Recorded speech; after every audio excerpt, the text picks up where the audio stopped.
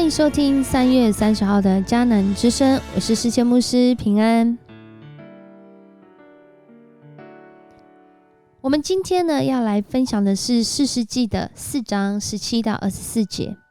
士师记的4章17到24节，在昨天的经文当中说到，上帝使用大自然来打赢了这个看起来很厉害还有铁战车的西西拉军队。上帝助攻巴拉的军队，他所带领的以色列人就在西西拉军队陷入这个泥泞的时候，无法前进的时候，他们打了胜仗，甚至让西西拉的军队几乎是全军覆没啊。但是这个西西拉呢，他也不是省油的灯哦。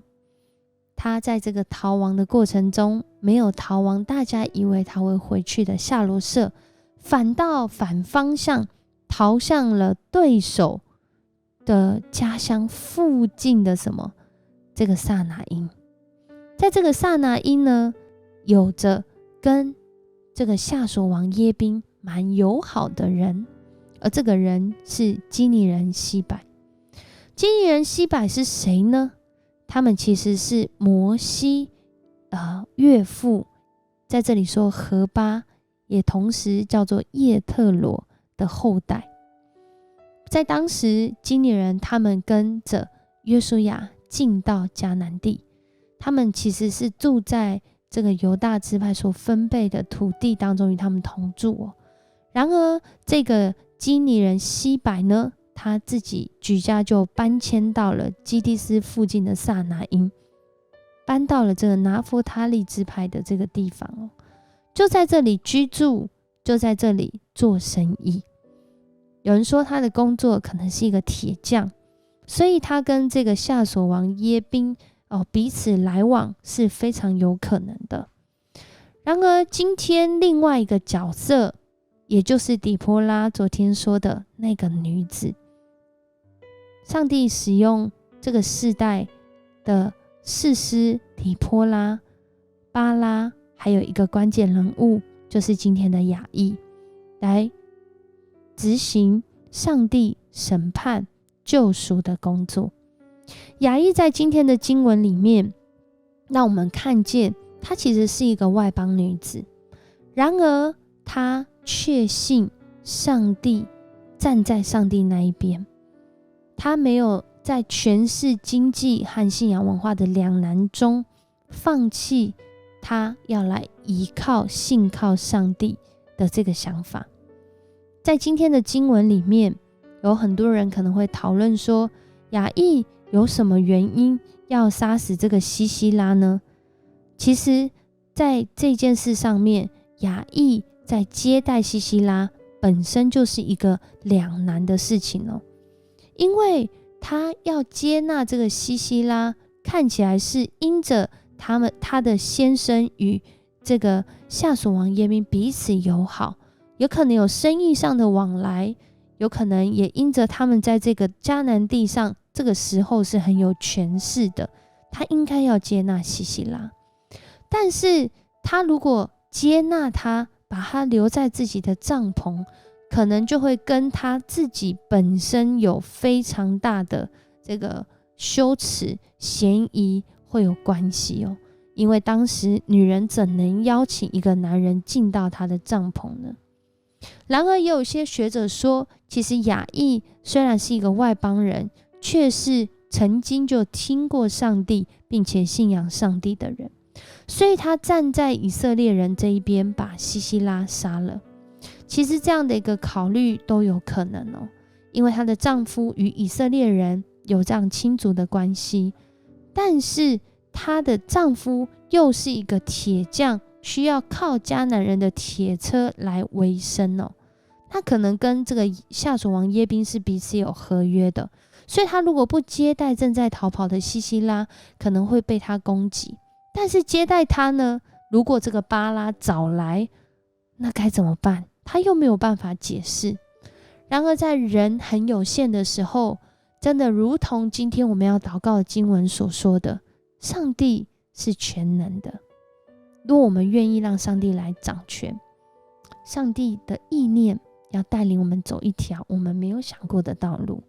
以赛亚书55章8到9节这样说：耶和华说，我的意念非同你们的意念，我的道路非同你们的道路。天怎样高过地，照样我的道路高过你们的道路，我的意念高过你们的意念。若我们相信上帝的道路高过我们的道路，上帝的意念高过我们的意念，我们就将要看到在这里雅意他愿意刚强壮胆站在上帝的那一边。其实他不知道这个后果会是什么，但是他知道现在他要做什么。上帝的心意就直接显明在他的面前。他假意呢接待了这个西西拉，接待他到帐篷当中，并且供应他饮食，让他好像在那里得着休息。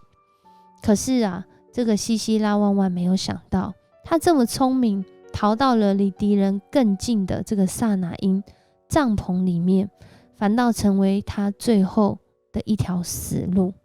雅意就在这过程中拿着这个橛子和锤子，就从他的太阳穴，从他的鬓边就钉了进去，就在他睡觉的时候。有可能他自己都不知道是怎么死的，但是上帝就是使用了这个女子，就在这个日常生活中随手可得的银钉，就是这个橛子还有这个锤子，就让这个西西拉他死掉了。上帝的审判临到了他。上帝的意念真的高过我们的意念。在这样的一个行动当中，对以色列人来说，这位雅意可能就成为这个时代的民族英雄，因为他拯救了以色列人。而上帝也透过西西拉他死后，让以色列人呢，他们制服了迦南王耶宾。此后以色列人越来越强大，越来越强大，胜过他，直到把这个迦南王耶宾杀灭。在第5章的最后，我们会看到后来这个地方因着底波拉，因着巴拉，因着雅意，这个地方太平了40年。上帝的意念高过我们的意念。我们有许多的计划，有许多的策略，有许多的方法，但是我们更需要是从上帝来的感动跟教导，好叫我们在走人生的道路当中，我们是走在上帝的心意里。他的道路高过我们的道路，那怎么可能会比我们的道路不好呢？上帝的意念高过我们的意念，那我们是不是要来寻求他的意念呢？我们一起来祷告。爱我们的上帝，我们向你献上感谢。我们常常在这个世上，主啊，我们有2种价值在选择，在挣扎。看起来世人觉得很棒，很有利益，很有帮助的方法，的确是，但是上帝，你比这个世人还更有办法。主，你让我们看见，在人以为的想法跟聪明当中，你仍然能够成就你要成就的事。你让罪恶无法躲藏，你让那压迫人的不在这个世上长久存留。你是我们的上帝，你永远掌权。你掌权在黑暗的时代，你掌权在信靠你的时代，你掌权在每一个时代当中。主，我们真的要再一次的来向你悔改。我们很多时候以为自己的聪明才智能够帮助我们走一条顺利平安的大道，但是主，唯有你所赏赐给我们的意念能力，才是我们真的能长久制胜的关键。主，你也让我们看见你使用一个外邦女子雅意，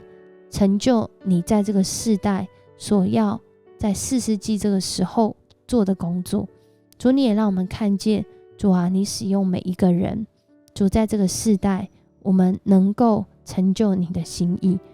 主啊，帮助我们不是依靠我们自己，而是依靠主你的灵，而是依靠主你的话语，而是依靠主你的心意，将我们所需要的，将我们的所有都交在你的手中。我们的好处不在你以外，你已为我们预备永生的道路，叫我们不只在活着的时候经历那太平的年日，主你更是让我们死后有永生的盼望。我们恳求主你帮助我们，让我们常常数算主你的恩典，思想主你的心意，让我们把握主你所赏赐给我们的机会，在每一次的选择中相信你的掌权，我们就要站在主你这一边。我们这样祷告，奉主耶稣的名求，阿们。谢谢你收听今天的迦南之声，愿上帝赐福你，在你日常生活中，只要你愿意刚强壮胆，为主来行动，上帝的心意就要不断的显明在你的生活当中。我是世界牧师，我们明天见。